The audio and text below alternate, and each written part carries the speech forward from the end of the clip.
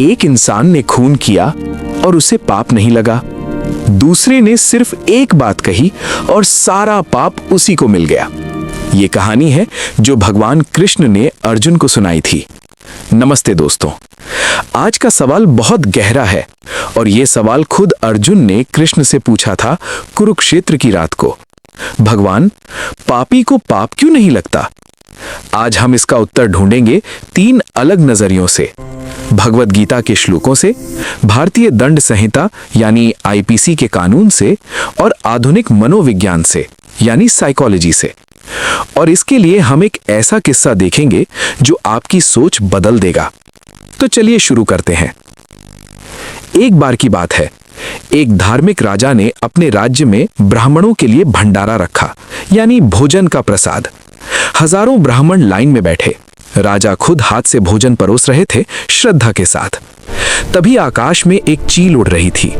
वो एक मृत सांप को अपने बच्चों के लिए ले जा रही थी, लेकिन उसके पंजों से सांप गिर गया और सांप के विष की कुछ बूंदें लाइन के आखिरी में बैठे एक ब्राह्मण के खाने में गिर गईं। ब्राह्मण ने भोजन खाया और थोड़ी ही देर में उसकी मृत्यु हो गई। यमराज सोच में पड़ गए, ब्रह्म हत्या का पाप किसे दूं? राजा को, उसे खबर ही नहीं थी। चील को, वो अपने बच्चों के लिए भोजन ले जा रही थी। मरे हुए सांप को, वो तो पहले से ही मृत था। किसी के पास कोई जवाब नहीं था। महीने गुजर गए, फिर कुछ और ब्राह्मण रास्ते से जा रहे थे। रास्ते में उन्हें एक औरत मिली। उसने रास्ता बताया, पर साथ में ये भी कहा कि ध्यान रखना भाई साहब, वो राजा आप जैसे ब्राह्मणों को खाने में जहर डाल के मार देता है। और जैसे ही ये शब्द उसके मुंह से निकले, यमराज ने ब्रह्म हत्या का पूरा पाप उस औरत को दे दिया। अब सवाल उठता है कि यमराज ने ये फैसला क्यों किया? उस औरत ने तो सीधे कुछ किया ही नहीं था। यमराज के दूत ने भी यही पूछा और यमराज का उत्तर था 3 शब्दों में, किसने आनंद लिया। यही है कर्म का असली रहस्य। कर्म सिर्फ क्रिया नहीं, मन का आनंद तय करता है पाप और पुण्य। भगवत गीता का श्लोक है, प्रकृतेः क्रियमाणानि गुणैः कर्माणि सर्वशः अहंकार विमूढ़ात्मा कर्ताहमिति मन्यते। अर्थ, प्रकृति के गुण ही सारे कर्म करते हैं। जो अहंकार में डूबा है वही सोचता है मैंने किया। चील और सांप प्रकृति के नियम से चल रहे थे।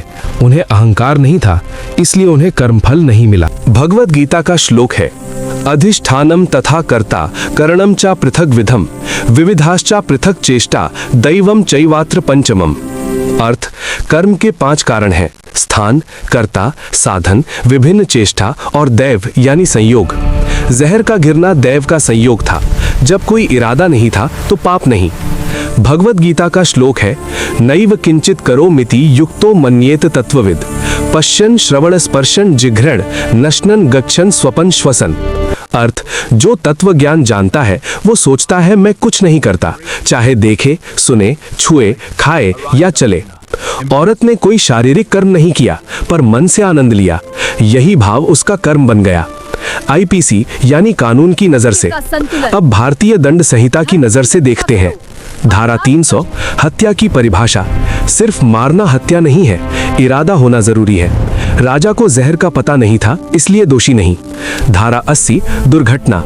जो कोई कार्य बिना इरादे के करता है वो अपराध नहीं है। चील भी इसी श्रेणी में आती है। धारा 499 मानहानि। जो कोई बिना सच जाने किसी पर नकारात्मक आरोप लगाता है वो अपराध है। औरत ने राजा पर झूठ बोला, इसलिए दोषी। मनसा दोष, मेंस रेया। कर्म तभी अपराध बनता है जब मन में अपराध का इरादा हो। गीता 3000 साल पहले यही कहती थी और आईपीसी आज भी यही कहती है। मनोविज्ञान की नजर से। विज्ञान की दुनिया में दूसरों के दुख में आनंद, शार्डेनफ्रॉइडर। अर्थ, किसी के नुकसान या दुख में खुशी महसूस करना। 2007 में शोध से पता चला कि ऐसा करने से सहानुभूति कम होती है, नकारात्मक सोच बढ़ती है और सामाजिक रिश्ते खराब होते हैं। औरत ने राजा की निंदा में आनंद लिया, ये इसका स्पष्ट उदाहरण है। संज्ञानात्मक विरोधाभास, कॉग्निटिव डिसोनेंस। जब हम झूठ को सच मान लेते हैं, हम उन तथ्यों को ढूंढते हैं जो हमारी सोच को सही ठहराएं और जो नहीं है उन्हें नजरअंदाज करते हैं। पुष्टि पूर्वाग्रह और नैतिक अधिकार। कॉन्फर्मेशन बायस और मोरल लाइसेंसिंग। हम वही सोचते हैं जो सुनना अच्छा लगता है और सोचते हैं मैं तो अच्छा हूं, इसलिए दूसरों की बुराई करना सही लगता है। आज का समय सोशल मीडिया पर ट्रोल का है। किसी भी कंटेंट के पीछे की सच्चाई जाने बिना उसे सही मान लेना। गीता और मनोविज्ञान दोनों कहती हैं मन का आनंद का परिणाम खुद भुगतना पड़ता है। तो दोस्तों, आज हमने देखा गीता कर्म का केंद्र मन है, आईपीसी बिना इरादे के कोई अपराध नहीं, मनोविज्ञान दूसरों के दुख में आनंद लेना खुद का नुकसान है। 3 मुख्य पाठ। किसी की तकलीफ में आनंद मत लो, बिना सच जाने आरोप लगाना खुद को नुकसान पहुंचाता है। कर्म वही है जो मन में महसूस होता है, शरीर में नहीं। मन एव मनुष्याणाम कारणम बंध मोक्षयोः, मैत्रेयी उपनिषद। अगर आज की वीडियो आपको सोचने पर मजबूर करती है तो एक काम करें, आज से किसी खबर या पोस्ट पर कमेंट करने से पहले एक बार सोचें, शायद वही आपका सबसे बड़ा पुण्य होगा। वीडियो पसंद आई तो लाइक करें, सब्सक्राइब करें और कमेंट में बताएं क्या आपने कभी दूसरों के दुख में आनंद महसूस किया। मिलते हैं अगली वीडियो में, तब तक के लिए जय श्री कृष्ण, धन्यवाद।